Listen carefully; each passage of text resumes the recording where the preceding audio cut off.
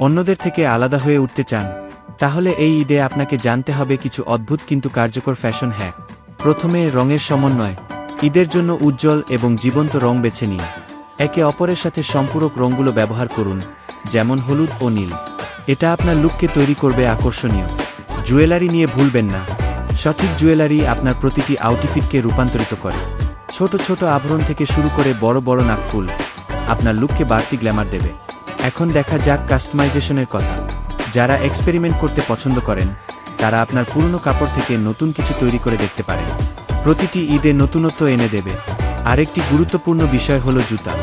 সঠিক জুতা আপনার স্টাইলকে সম্পূর্ণ করে, যাতে খোয়াবি ও স্টাইলিশ দুটি একত্রে হয়। অবশেষে, আপনার ব্যক্তিত্ব।